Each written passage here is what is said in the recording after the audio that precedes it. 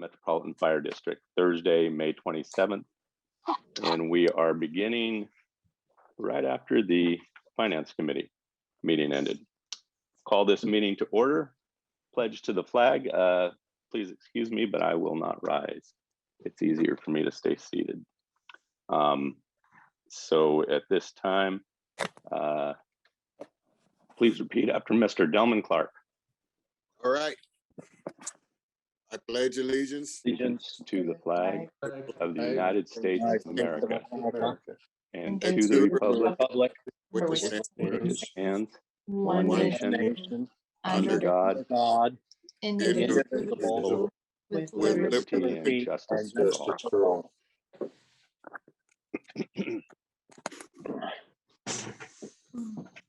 All right, the Metro Cable announcement is as follows. The open session meeting is videotaped for Cablecast on Metro Cable 14. Replay on Monday, May 31st at 6 p.m. and Wednesday, June 2nd at 9 a.m. on channel 14, webcast at www.sacmetrocable.tv. Public opportunity to discuss matters of public interest within district jurisdiction, including items on or not on the agenda. Are there any speakers, Madam Clerk? We did not have anybody contact us, but Art, can you please unmute everyone so they have the opportunity to speak? Yes, doing so now.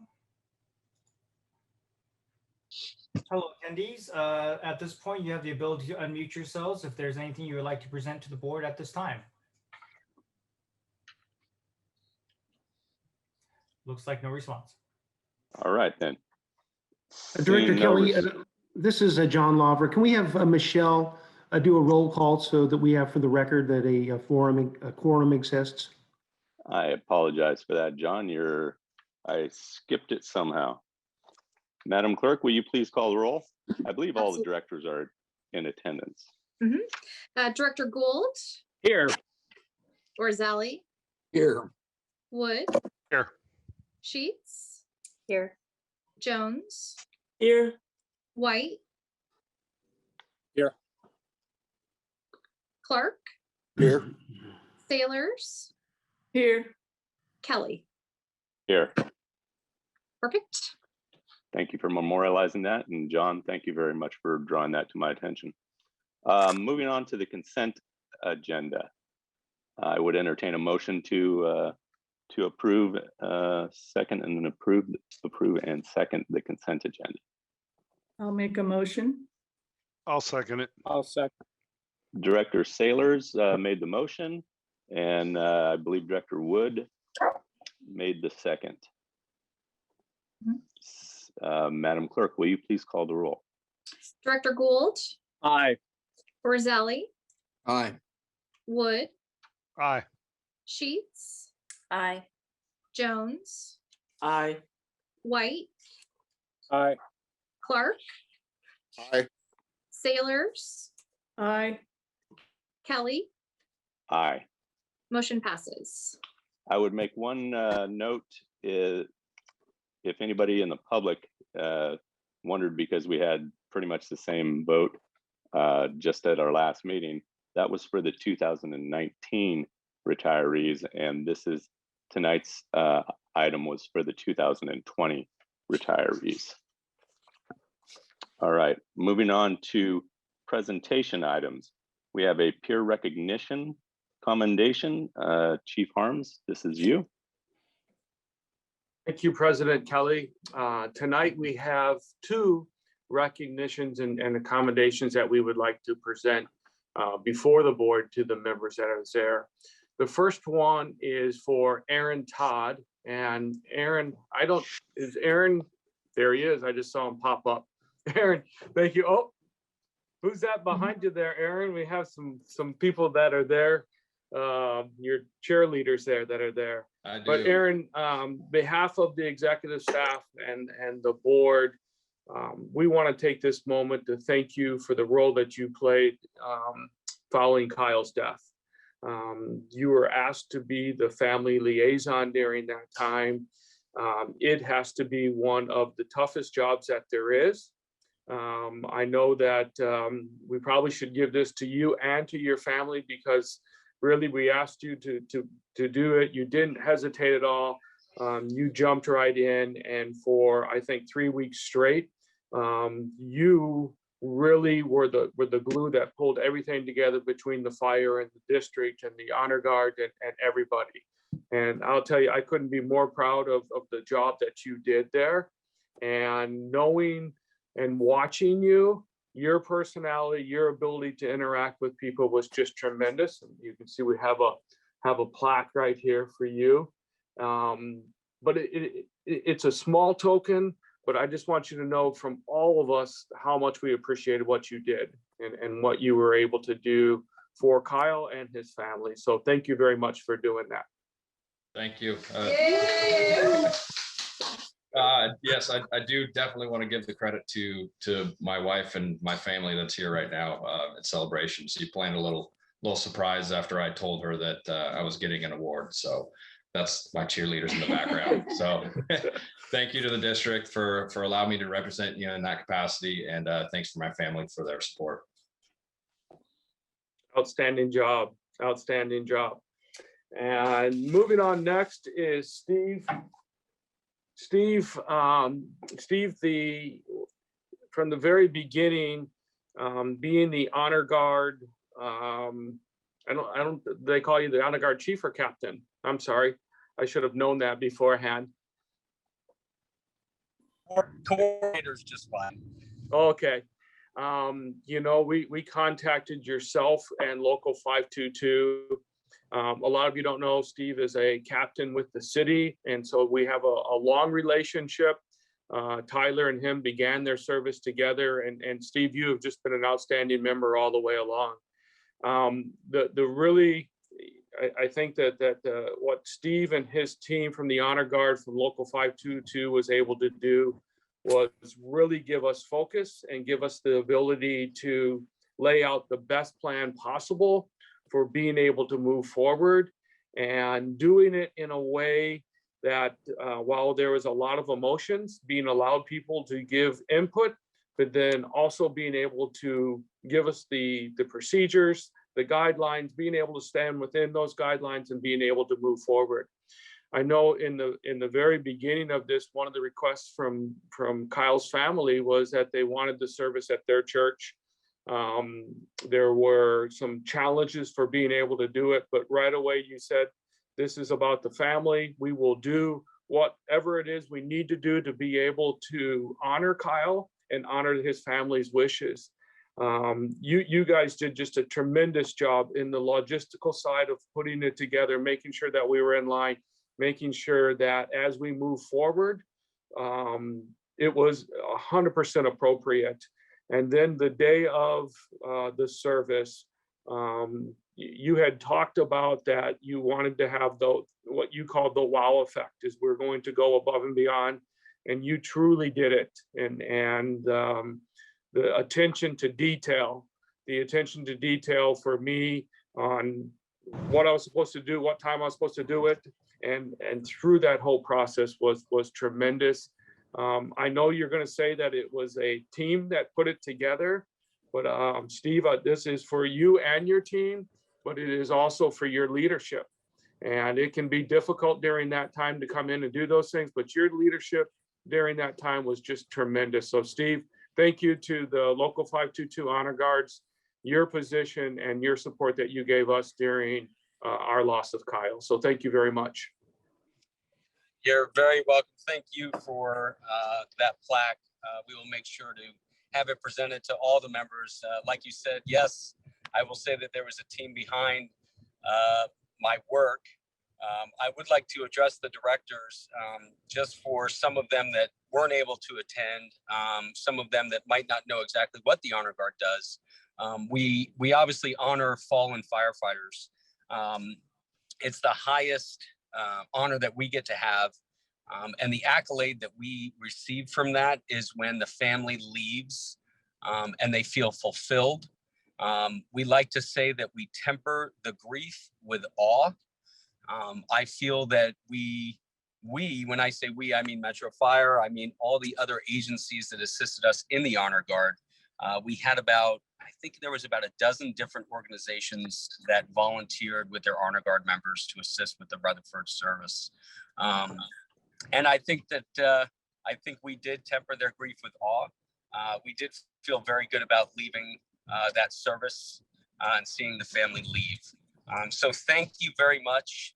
Thank you for the support. Thank you for allowing the 522 Honor Guard to step into that role, work so closely with Metro Fire. And like I said in the meeting at the end at our after action, I do feel like an honorary Metro firefighter. So thank you for allowing us to work so closely with you. And as always, it's been a pleasure. And Steve, I think I goofed up. I said, wow, but to quote you correctly, it was the awe. So thank you very much for that. And I've been told that I held up the wrong plaques at each time. So I was mostly checking to see if you guys are paying attention. I'm sure that was what I was doing. But Steve, thank you very much. Aaron, Todd, thank you for that. Aaron, you got about 2 weeks or 3 weeks off, and then Aaron is actually going to be the lead at the drill master at the academy coming up. So he's not slacking off. So thank you very much on that. Directors, just so you know, I would say thanks to Tyler. Tyler coordinated putting this all together. This Tuesday, he stuck us all in a vehicle. We made a trip over to Roseville and did a presentation with Roseville Fire.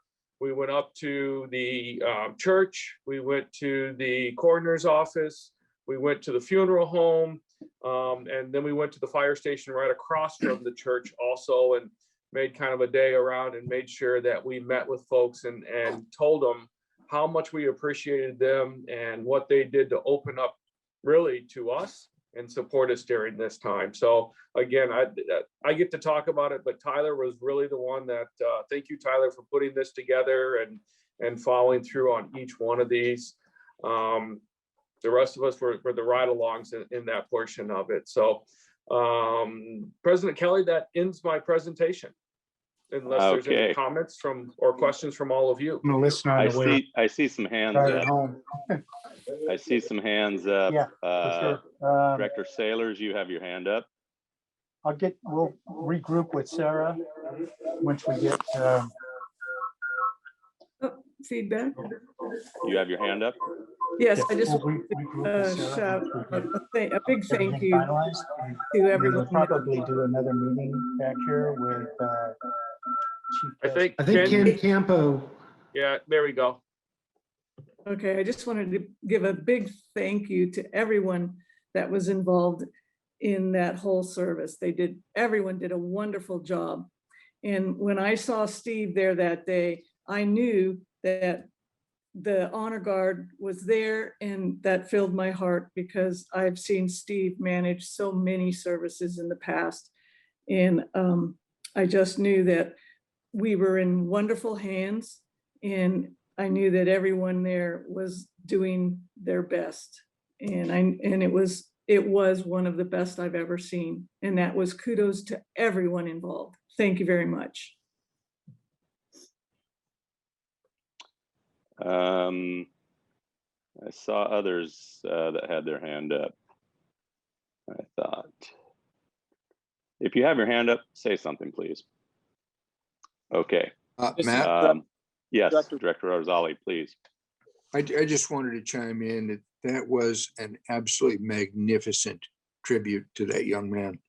And I so appreciate what Metro did to honor him and to give some sense of peace and contribution to his family. Thank you. Any other directors? Director White. Director White, please. I also just, on behalf of the whole department district, thank Steve Mayer and the 522 Honor Guard for really, their contribution and their, honor of Kyle at that time. And, it just really means a lot to us. I've known Steve a long time, and, we refer to him as the sheepdog of the fire service because he can corral any group of individuals and get them moving in the right direction. And, you know, he definitely did that on that day. And I just want to say thank you. Thank you, Director White. Director Jones. Thank you, President Kelly. The personal thanks I'd like to give to Aaron and Tyler and Steve. The participation is everything. And over the years, the honor guard has always been impressive. So yeah, as Director Saylor said, no doubt in my mind that if 522 Honor Guard was there, things were going to go well and appropriately well. So thank you, all three of you and all your teams for it's a success in that folks all felt a part of it. And from what you tell me, the family is continuing. So thank you all very, very much. And Chief Harms, thanks for pushing everybody up on this. I appreciate it. Any other directors? I would like to offer my appreciation. It goes beyond words. It's well appreciated, and it will be remembered. Thank you, gentlemen. Anybody else? Moving on to fiscal year 21-22 insurance renewal.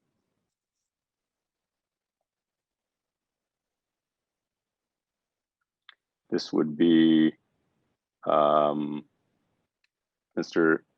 Sven Nugsen. Yep, Brad Svenningson, and I think Art's going to put up a slideshow for PowerPoint. Okay. Thanks, Art. Well, hi, it's good to see all of you again. I'd like to give you an update on your upcoming insurance renewal. For those of you that don't know me, my name is Brad Svenningson, and I work at USI Insurance Services here in Rancho Cordova. We are your insurance broker for a variety of insurance policies that we will discuss shortly. Next slide.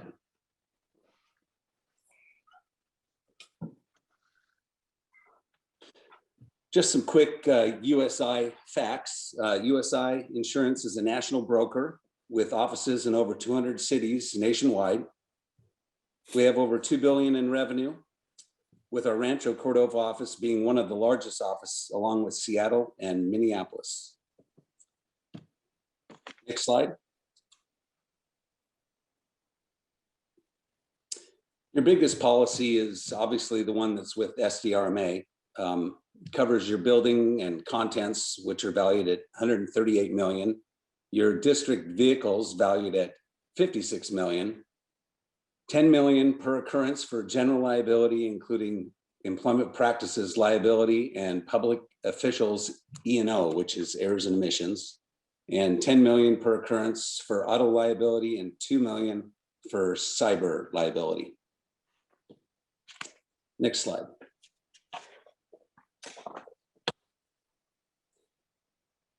So your current coverage or your summary of claims gives you an idea of how well things have been going in the last couple of years. Metro Fire has drastically improved its loss activity with SDRMA. As you can see, you had a 73%, 156%, and 240% loss ratio in the 16 to 17, 17 to 18, and 18 to 19 policy years, and only a 33% and 3% loss ratio for the past couple of years. It's fantastic. Next slide. 1 second, Brad. Let me restart this. I think I can get a better quality. One moment. Okay.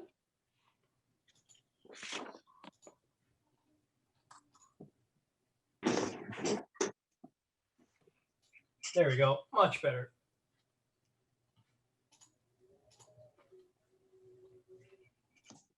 So as you can see, here's the premium summary. Although Metro Fire has improved its loss activity in the past couple of years, the results of the insurance industry have not. Last year, I would estimate that your rate increase was due to 80% Metro Fire claims and 20% market conditions.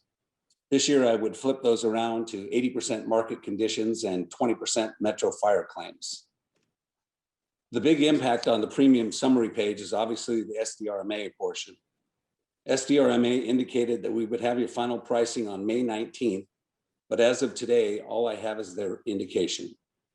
SDRMA can't release their final numbers until they get their final numbers from their reinsurers. As far as the other lines of coverage, the excess workers' comp is going up $76,000 for the year. 45,000 of that increase is from a rate increase, while the remaining 31,000 is due to higher Metro fire payrolls. The aviation line is going up $7,500. We were very happy with this pricing. I know we should never be happy with a price increase, but we were really expecting a higher increase based on national aviation losses. Next line is the USI fee, which remains the same. As far as fiduciary, I should have those quotes in next week. Your storage tank, it's pollution for gas and diesel tanks at the station. This policy is up $1,000 due to the age of the tanks. And let's see, the accident disability should have those quotes in. I think that's going to go down a little bit, but that's not very much compared to whatever everything else is done. Next slide. So some of the factors affecting these insurance increases. So the reinsurance market, that's where insurance companies get their insurance. We used to have 17 reinsurers that wanted to do business in California. Now we have 10. So there's a scramble to get access to those markets, and they're just increasing the pricing to crazy levels because they're taking some losses themselves. Claims that used to settle for 5 to 10 million are now settling for 20 to 30 million. And the reinsurers are just passing those along to you. Riots and civil unrest in the West, along with the rest of the country, are causing reinsurers to rethink their pricing for insuring public entities. Continued unknowns of the effects of COVID-19. And in 2020 alone, the United States set a record of 4 catastrophic areas. We had 22 loss events with insured losses over 1 billion. We had 71 catastrophic events, floods, earthquakes, tornadoes, hurricanes, wildfires. We had 30 named storms, including 10 hurricanes and tropical storms. We also had 17 wildfire events. Next slide. So what else is out there? We really covered the marketplace this year. Any option that was available, we approached. All pools are not releasing pricing till mid-June, and all pools mandate that you stay with them for 3 years with no guarantee of premium, which it might make sense to be able to join another pool, but you'd have to have some sort of rate guarantee. That just is not good business sense. Other markets approach VFIS. You were with them, 16 years ago, but they had non-renewed you because of claims, and they're still not ready to take you on as an insured. Plus, the state of California won't let them raise their rates high enough to make them want to write your business. Arch Insurance, they can only write half of the coverage that you currently have. Safety National, they currently write your excess workers' comp, but they can only quote up to 5 million, and then we'll have to find someone else to do the extra 5 million. And it doesn't include auto physical damage and property. Allied World said they can write over SDRMAs. They can go as low as 2.5 or over Safety National's 5 million. Next slide. And I'm sure you're going to have some questions. So I guess open up the floor for that.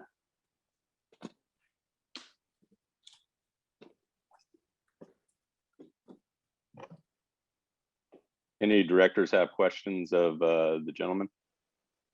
Mr. Chairman, I have one. What, if I may, through the chair? Go ahead. What is our cyber liability? I'm kind of curious about that. What does it entail? I mean, yeah, you have a $2 million limit, and that, just probably the most common of that is someone hacks into your system and they can leave it hostage. They say, hey, we're not going to let you use your system until you give us, some money. Oh, that's the ransom thing. Yeah. Yeah. And that is going crazy right now. That's because it's in the news like every month that companies are getting hacked, like that pipeline that got hacked. I mean, that never happened. And I have a friend that's a neighbor, and I asked him, I said, well, what was that because of they were super, super good hackers? Or was it more they just didn't do a very good job in securing? And he said they just didn't do a very good job securing their, that was his take anyway. So, yeah. Thank you. Yeah. Anyone else? Yes, please, President Kelly. Please, Dr. Jones. Okay, thank you. Brad, when you were going through that list of, it was a verbal list of some of the losses that occurred, and you mentioned fires, storms, flooding, etc. And yet in the written reasons why, there was not a reference to potential climate change impacts. Now, where are the insurance companies in evaluating climate change risk? Yeah, that's an excellent point. I mean, it's the whole West Coast now. Anything that is out here, well, not even here, Colorado, Idaho, it's a huge concern. And I guess, that's impacting their decision whether or not they want to write anyone that's exposed to that, or B, what the pricing would be. Well, I find it all over. I mean, it's a global issue. Earlier hurricanes, cyclones, India's getting jammed. Texas, Louisiana got jammed just within the last week. So I don't expect, you to have the golden, the whatever it is, the silver bullet to solve all this stuff. But I was just curious because it seems like there needs to be some sort of acknowledgement of that. Well, anyway. Right. It seems like insurance companies, their role is just simply to price the marketplace, and they don't get involved with that aspect of it. But I will do a little research on that and be happy to report back if if they are getting proactive on that, or what they're doing because they're obviously paying out a lot of money in that effect. So I could find out. Well, that the 2 million increase, to put it in black and white on to civil unrest is not quite on the par with what our reality is. Okay, my commentary is over. Yeah. Thank you, Brad. Thank you. I had that same concern. If I could ask a question, is there anybody else? No, sir, you showed one of your first slides that detailed the increases in the different policies we hold. Yeah. The one at the top was roughly 1.7 to 3 plus, I think. Yep. Anyhow, and then a subsequent slide that you showed, you indicated one possible insurance company declined to participate because the state of California Department of Insurance limited how much they could increase their fees. And so I guess they don't limit the guy in the other slide, huh? Well, yeah. So pools are a little bit different than standard insurance companies. They're much more regulated. Standard insurance companies are trying to make a profit, where the pools are just trying to break even. If so that's the difference, it's easy for me to understand. I appreciate it. Thank you. Anybody President else? Kelly, I think Director White has his hand up. Oh, didn't notice. Director White, please go ahead. No problem. I'm just wondering, Brad, if you feel that the district has maximized any premium reduction opportunities that are available. Like I know in the past, we got insurance premium reductions for our utilization of target safety and things like that. I know that there's agencies to get a reduction for utilizing Lexipool for a reduction in errors and admissions. Do you know of, or do you believe there are any premium reduction opportunities out there, or any that we've left on the table? Good question. So before I forget, so I did go back to SDRMA and I said, hey, we have a $50,000 deductible. What? Give me some options at 100, 150, 250, and the savings were just they were like 17,000 to go up to 100,000, like 22,000. It was just ridiculous. It was not worth the exposure. But getting back to your point, as far as the pools are concerned, what you just said, probably not going to have a lot of juice. Probably not going to make much difference. On the private sector, 100%. That will affect it a lot. So, this whole renewal process. It's a 12-month deal. I mean, I'm trying to get insurance companies. I'm trying to get an option for you where maybe like self-insured, like on the workers' comp, maybe you can take a $1 million risk and maybe it makes sense.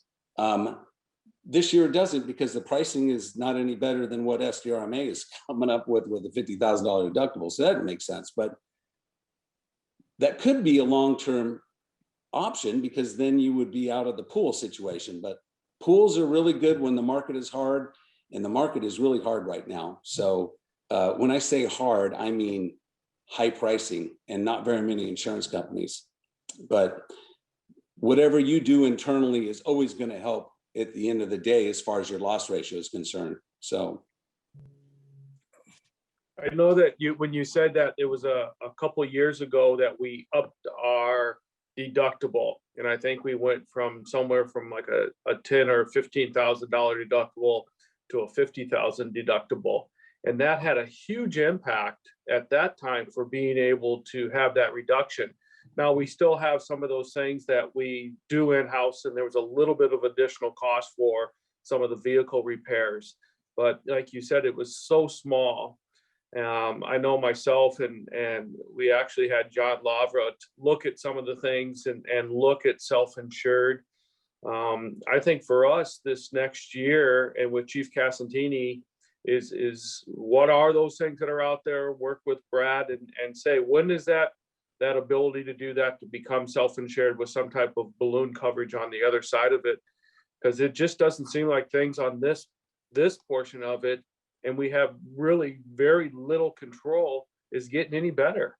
Right. And we're going to have to spend this year trying to figure out, is there other things for us to do?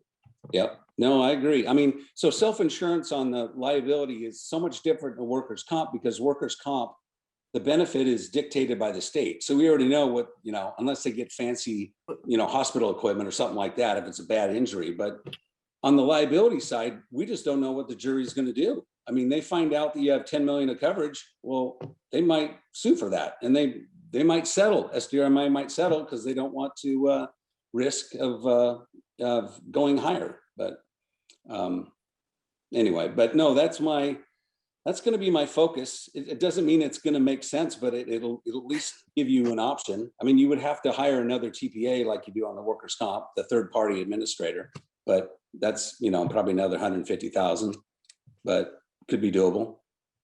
Director Jones, do you have a question? Yes, thank you, Chairman Kelly. Brad, can you one of the slides talked about the loss ratio over the last several years. Does the risk pool work like, let's say my car insurance? If I had a fender bender 10 years ago, it's going to be counted for about 5 or 6 years, and then I might see a reduction in my premium. How does that type of time, shall we call it statute of limitations or something on the higher end, how does that work for us, please? Well, so most pools, including SVRMA, they look at a 10-year window of losses, which is really a long time frame. Typical insurance companies will look at 4 to 5 years. And so that's why I show the 5-year history right here. So you are pooled with other places. So like the good thing about your pool is we don't have cities and police departments in here, right? I mean, you're with a pool because they've been seeing some hits with wrongful death suits and that type of thing. So that's been helpful, but they'll give you, I don't know the exact percent, but you're going to get a little benefit by obviously being good, but it's also the pool's impact as well. So.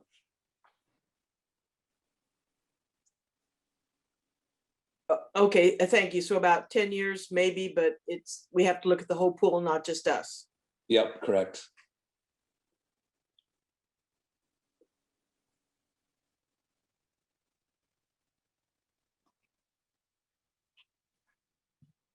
Director Kelly, I think you're muted right now. I said, thank you for answering the questions. And this item will come up on our consent agenda, most likely next meeting. All right. Any questions, Chief? Do you have anything to add? No? Okay, then. Nope. That takes care of our presentation items. Moving on to reports. And thank you, Mr. Svengensen. And moving on to our reports. President's report, I have nothing to add. Fire Chief's report, operations report. Thank you, President Kelly. Directors, it's been a couple weeks, busy couple weeks. Probably one of my #1 priorities has been working with labor and looking at staffing across the district. We have met multiple times, with our last meeting being yesterday morning as we went through. I'm just very proud of our members, the staffers that we have, and the relationship that we have with Local 522 as we've gone through here and worked through. Really being, I would say, on a proactive side, making sure that we are staffing our stations and moving forward and avoiding a crisis that could have happened down there. But again, very proud of our members and very proud as we come out of COVID as we're moving forward. As far as retirements, Brent Barsdale retired on May 14th. Brent had 20 years of service. We want to wish Brent well as he moves forward. A couple of meetings that happened that they started a few years ago called Cooperator Meetings, but it's where we sat down with the AEU unit chief, Blankenheim.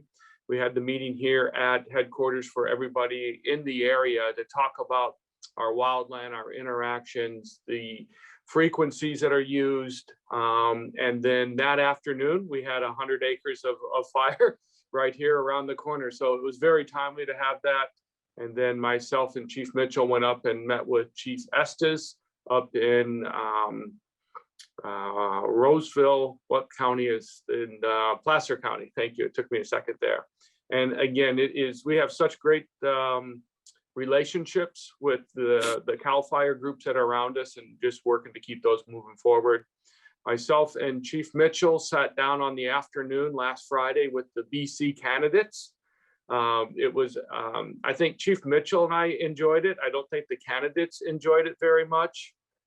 We had little articles that they had to read, and then they had to get up in front of their peers and do presentations. And Chief Mitchell and I would rapid fire questions at them. So I think their expectation was that they were going to come in and Chief Mitchell and I were going to talk, and then we made them talk. So it was entertaining for us, and I hope that they got something out of it. But the neat thing is that out of the group that is there, I believe we could promote every one of them tomorrow, and they would absolutely be successful. They'll start the testing process next week for the BC. And again, it's just great to see. I think there's like 17 or 18 that were in there. It was just great to see what they've done to prepare themselves, what they have done to be able to get ready for that next step in leadership, and how excited they were for coming in until Friday, until we were done with them. We also have been working, Jeff Fry has been leading it along with Greg Casantini, working still with CSDA and trying to look at the state budget and some of the additional funds that the governor has available to offset special districts that had gotten none of the COVID or CARES money. They have put together again a strategy. We're trying to do a last minute push and talking with our legislators and trying to use what political pull we have to be able to get some of that money to the fire districts across the state. So we'll continue to work on that as we move forward. That ends my report for today, President Kelly, and I'm going to turn it over to Chief Mitchell for the operations report. Thank you, Chief Harms. Chief Mitchell. Thanks, President Kelly. Good evening, directors, Chief Harms. I think after we got going and the folks figured out what we were doing, they relaxed a little bit and it got easier at the academy, but I think they did get some good stuff out of it. It was good dialogue there. So a few items tonight. I'll start off on the EMS front. We're getting ready to do a number of updates at the county level for the protocols. So that end training is out to the membership right now in anticipation of those protocols going live on July 1st. And then some more good news out of member recognition and specific to EMS.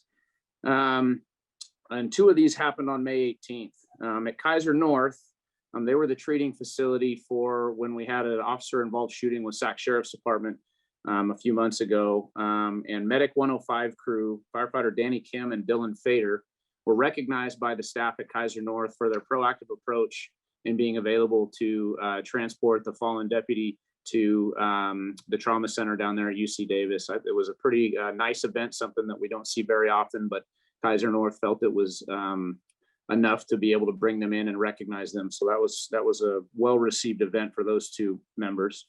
And then along the same lines, Medic 62 members Zach Cornell and Peter Jaquez were recognized during a stroke care committee meeting at UC Davis on the 18th there. They were providing care to a 78-year-old patient that had left-sided deficits. They did an early activation or early stroke alert to the hospital, enabling the receiving facility there to be able to start interventional radiology. And I'm happy to report that that patient left the hospital with no residual deficits after the rehab due to the members' actions early on. So that's great news. And then finally, there was an incident that occurred at Mercy San Juan with a nurse in the emergency department with a patient who became combative. Our members, firefighter Stever and Shaka on Medic 25 were recognized. They successfully were able to intervene, de-escalate the situation, and the nurses were very appreciative of their intervention. So nice work by all our members, as we would, not surprised probably, but important to recognize their actions out there in the field. On the training front, as Chief Harms mentioned, we finished up the Battalion Chiefs Academy last May 17th through the 21st. Very successful, a lot of good feedback from the candidates. They're getting ready to start the Battalion Chiefs test here starting June 1st through the 4th. And then also another big thank you going out to our safety technicians. We had an incident recently in the Sacramento City Fire Department's jurisdiction for a commercial structure fire where our members were called on to assist, and they were in an environment where their turnouts and gear were exposed to some oil, gas, and battery acid. Fortunately, that was identified early that they had that occur. And due to our internal processes, we were able to early on take 12 sets of turnouts, get them into that cleaning process early. And we were able to save all those turnouts because of the money we have spent in keeping our turnouts clean and also building our processor for cleaning our turnouts to a tune of over $30,000 in savings. So thank you again. A big thank you goes out to our safety technicians, Bobby Sestito and Brian Spence, as well as the full logistics teams that were involved in that. And I will say the members are doing well, no injuries, as well as the Sac City Fire Department members. Statistics wise, we've had 3,944 calls since our last meeting, 18 structure fires, 9 of them were in our jurisdiction. And no surprise with the two busiest units, Engine 53 with just under 16 calls per day on average, and Medic 53 with just over 13 calls per day on average. And then finally, on the staffing front, as Chief Harms mentioned, the joint labor management through the agreement between the two sides, our new staffing procedures were implemented yesterday morning at 8 a.m. And that's going to help us ensuring consistency for how we staff our apparatus and keep that service delivery as our #1 priority, as we've all come to know. And we're going to watch the impacts of that new process and procedure, continue to reevaluate it regularly, and then identify the adjustments as needed as we go through that process. The new procedures will be in place through the 1st of next year. I think that's it for my report. I'd be happy to take any questions and turn it back over to you, President Kelly. Thank you, Chief Mitchell. Are there any questions of the chief's report? Seeing none. Moving on. The general counsel's report. Thank you, President Kelly. Yeah, I wanted to discuss with the board and bring to the board's attention where we stand vis-a-vis, where the district stands vis-a-vis state and local laws regarding continuing to hold board meetings by way of teleconference or the Zoom way that we're now doing the meetings. We're able now to do the meetings the way we're doing them because on March 4th of 2020, the governor's office issued an executive order which suspended and waived certain provisions of the Brown Act, specifically those provisions that deal with teleconferencing for meetings. It was previously allowed to have teleconference meetings under the Brown Act, but it was pretty cumbersome in terms of some of the procedural requirements that had to be in place in order to hold a teleconference meeting.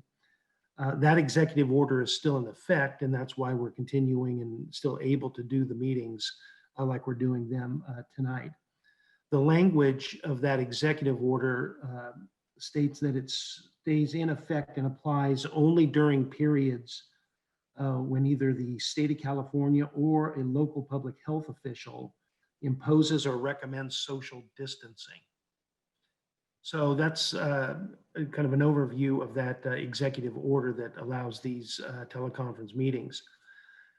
The information we have, and you probably have read about it or heard about it through the media, is that on June 15th, the governor's office is going to lift the color-coded tier requirements, which those requirements basically talk about capacity limitations or restrictions and physical distancing or social distancing restrictions, certain primarily businesses, but also office buildings.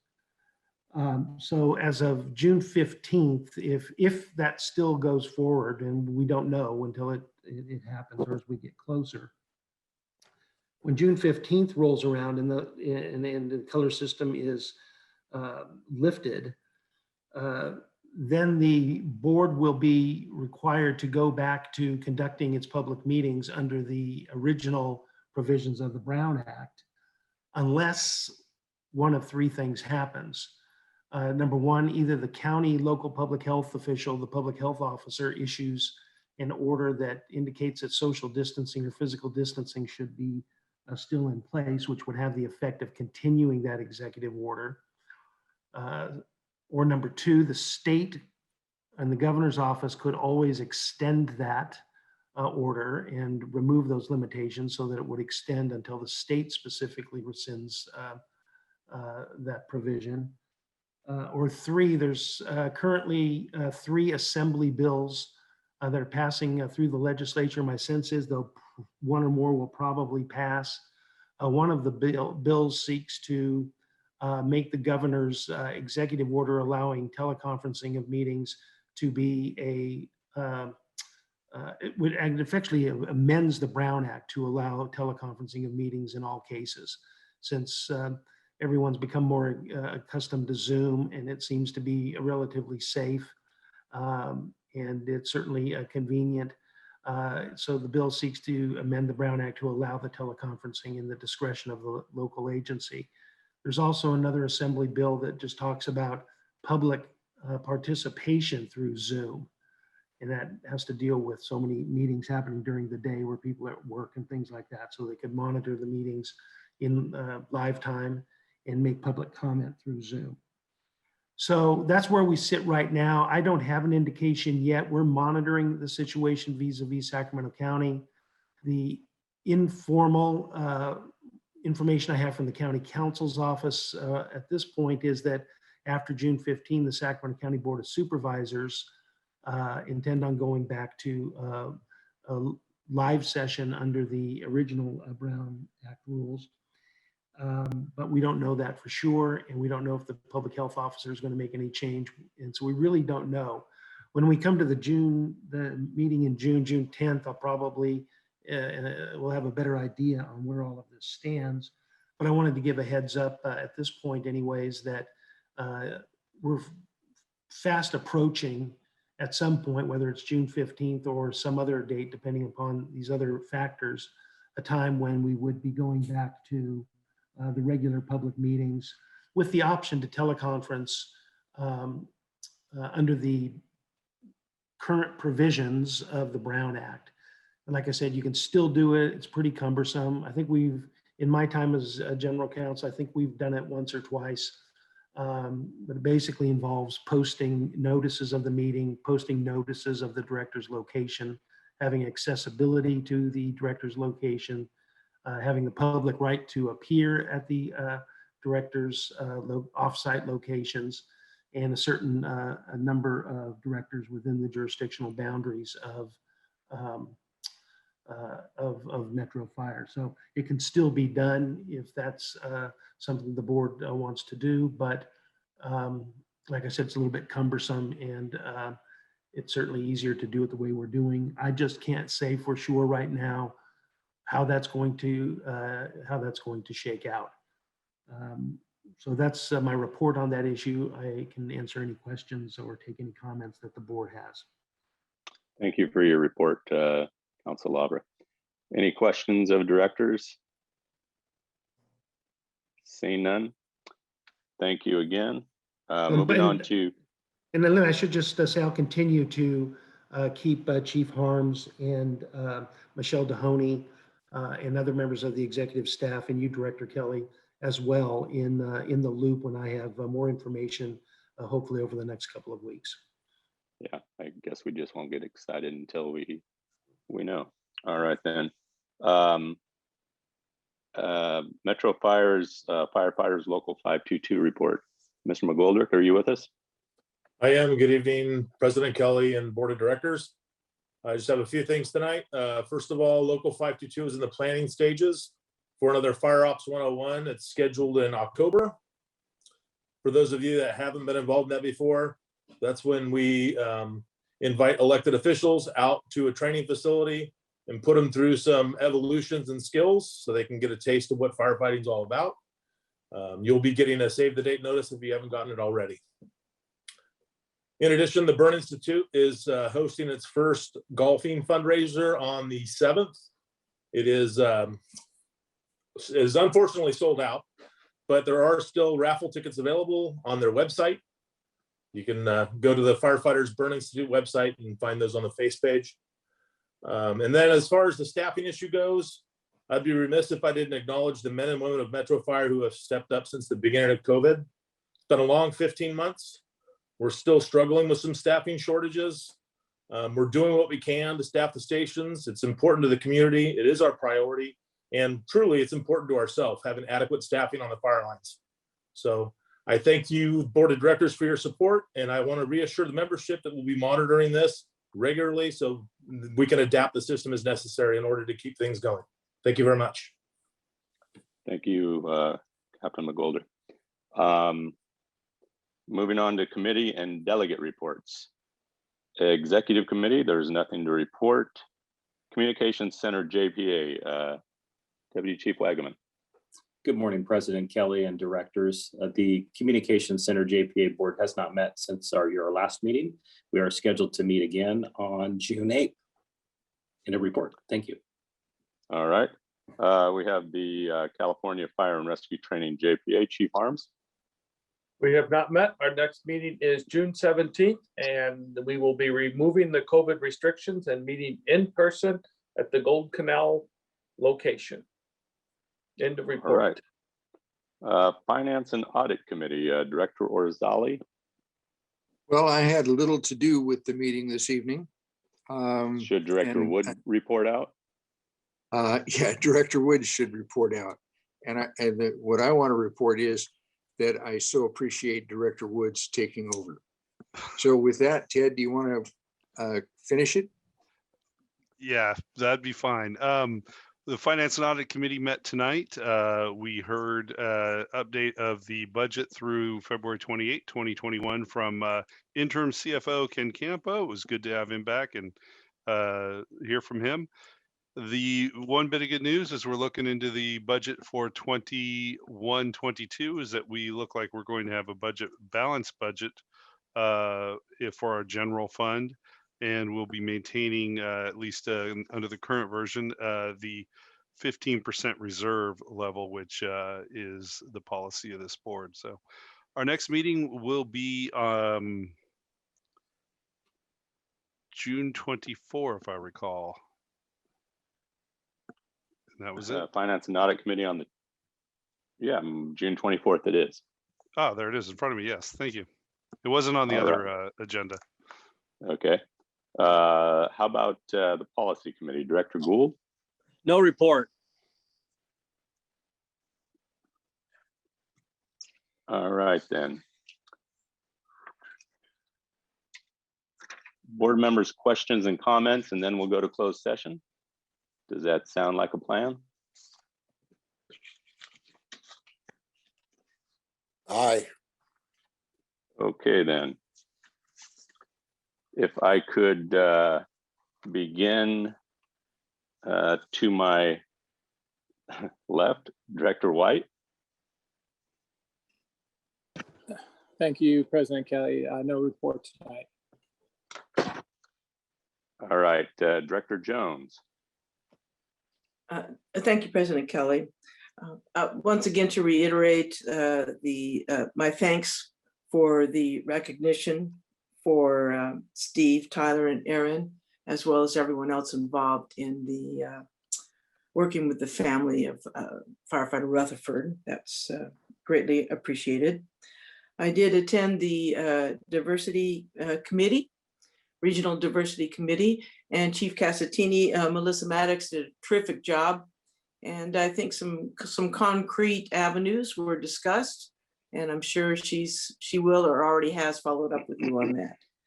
And I really appreciate Brad, and I'll just say Mr. S, because I don't want to ruin his last name. These are big picture items that we do not always have on our radar. So I really appreciate Mr. S's presentation and discussion afterwards.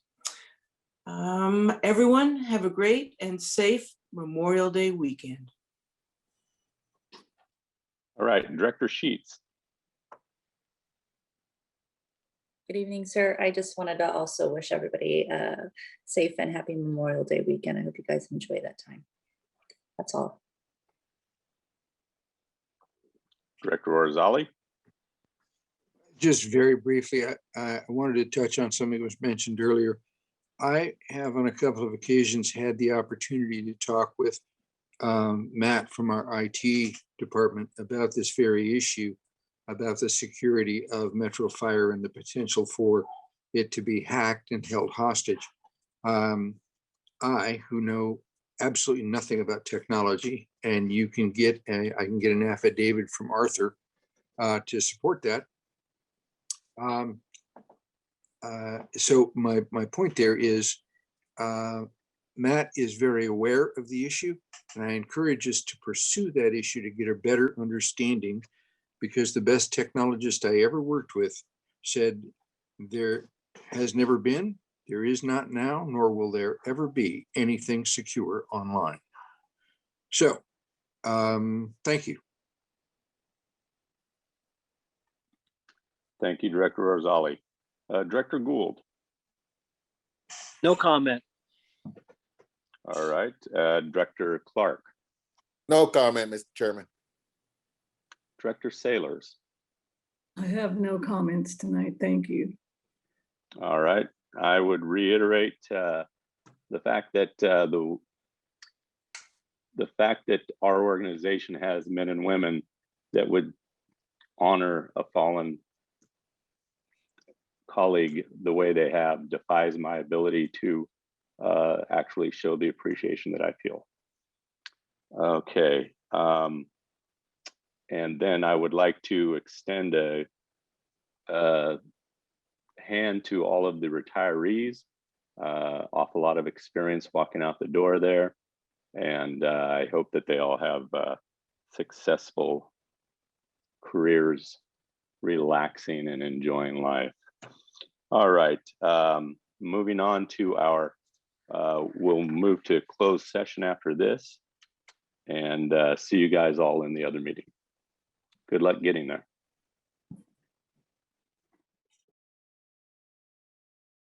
In the meeting of our open session, and we are dealing with action items revolving around industrial disability retirement for engineer Kevin Summers. I would accept a motion and a second on this. I so move.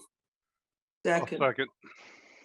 Director Yeah. Kelly, before we have a roll call, can I report out from closed session? Oh, please do. Okay, thank you. The board met in closed session to consider the workers' compensation claim of former employee Jeremy Horde. The board voted unanimously to give settlement authority to effectuate a settlement of that workers' compensation claim. The board also met in closed session with respect to the industrial disability retirement claims involving engineer Kevin Summers and firefighter Craig Sweeney. No reportable action was taken, and it will be voted upon now in open session. Thank you. Sorry that I jumped ahead of you there, Chief Counsel. We have a motion and a second. The motion was by Director Clark. The second was by Director Wood. Board Clerk, will you please call the roll? Director Gould, Aye. Orzali, Aye. Wood, Aye. Sheets, Aye. Jones, Aye. White, Aye. Clark, Aye. Sailors, Aye. Kelly. Aye. Motion passes.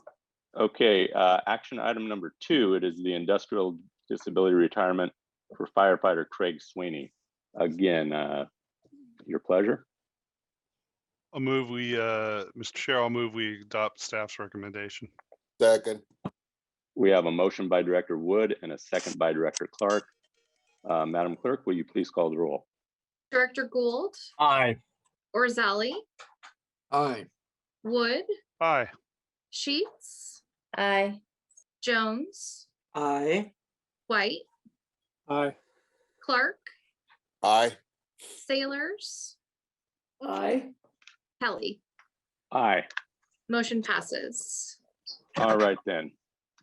Our next board meeting will be June 10th, and anticipated agenda items are the fiscal 21-22 preliminary budget.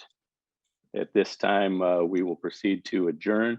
I hope that everybody enjoys a very nice Memorial Day weekend. Thank you.